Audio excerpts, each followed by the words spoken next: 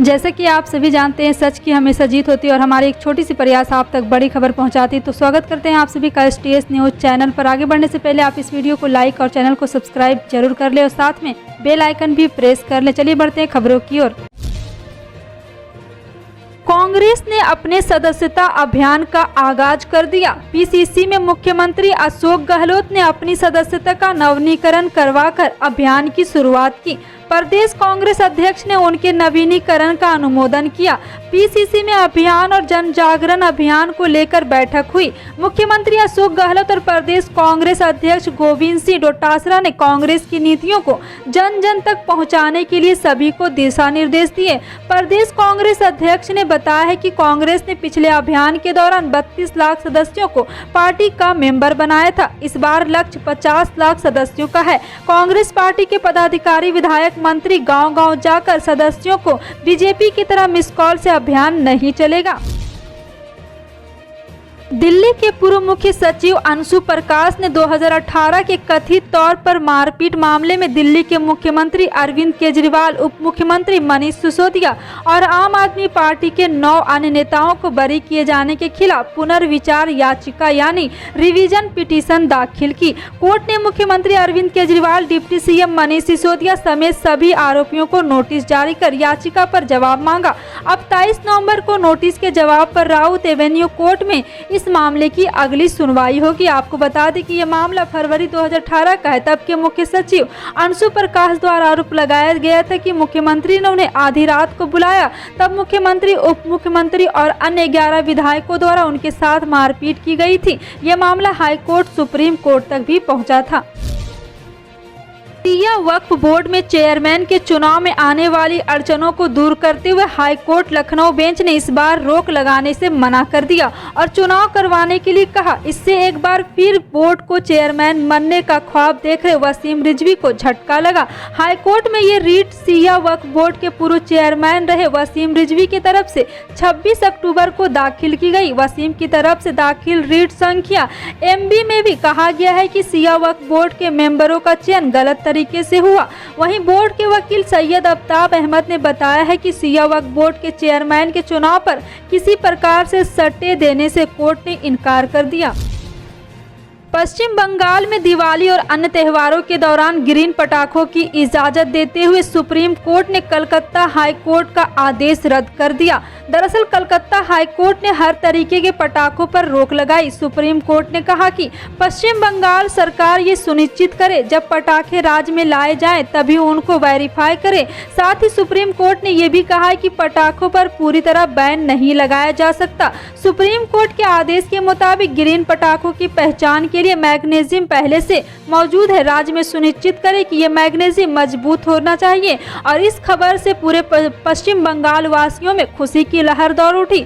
Justice A Raman Khanwilkar और justice Ajay Rastogi की पीठ ने कहा है कि पटाखों का मामला कोई नया नहीं है। 2018 में पहला आदेश आया था, इसके बाद फिर से आदेश आया है। जस्टिस खानविलकर ने कहा है कि मुख्य समस्या ग्रीन पटाखों के वेरिफिकेशन को लेकर है। गोपाल शंकर नारायण की दलील ये भी थी कि लॉ इन्फॉर्मेशन एजेंसी आंख मूंदे बैठी है।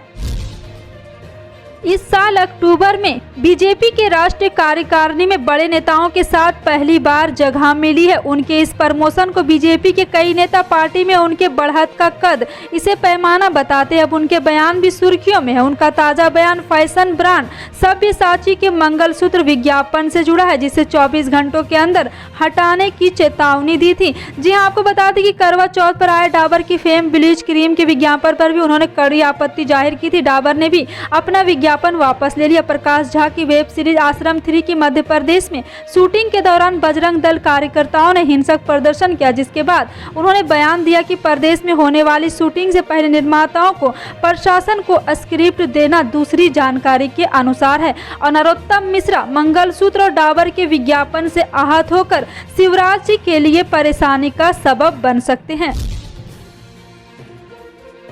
उत्तर प्रदेश विधानसभा चुनाव में महिलाओं को 40% टिकट देने के कांग्रेस के वादे पर विपक्ष तंज कस रहा है और ये कहा जा रहा है कि ये टिकट उन महिलाओं को मिलेंगे जिनके पति कांग्रेस में सक्रिय रहे, लेकिन कांग्रेस इसका खंडन करती है। कांग्रेस के मुताबिक इस बार महिलाओं को बिल्कुल अलग तरीके से टिकट दिया जाएगा।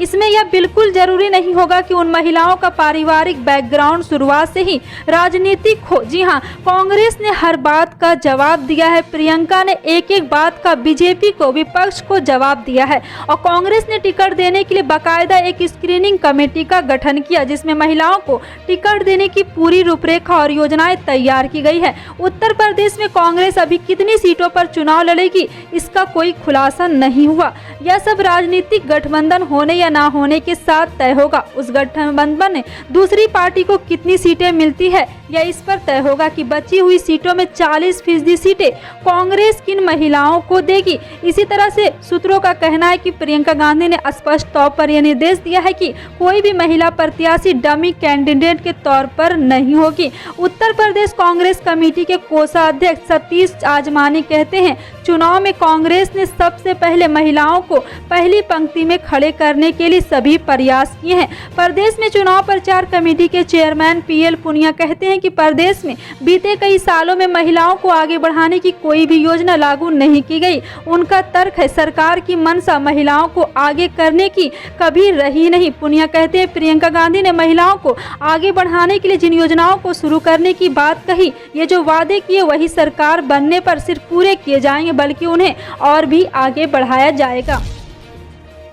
जी हाँ, एक और दिल दहलाने वाली खबर सामने आ रही है। पटना के गांधी मैदान में 2013 में हुए सीरियल ब्लास्ट में NIA की अदालत ने सोमवार को सजा का ऐलान कर दिया। NIA कोर्ट ऐतिहासिक फैसला सुनाते हुए 4 दोषियों को फांसी की सजा सुना दी और ये एक संयोग ही है कि 27 अक्टूबर 2013 को हुए पटना सीरियल ब्लास्ट में ठीक 8 साल बाद 27 अक्टूबर 2021 को कोर्ट ने फैसला सुनाया।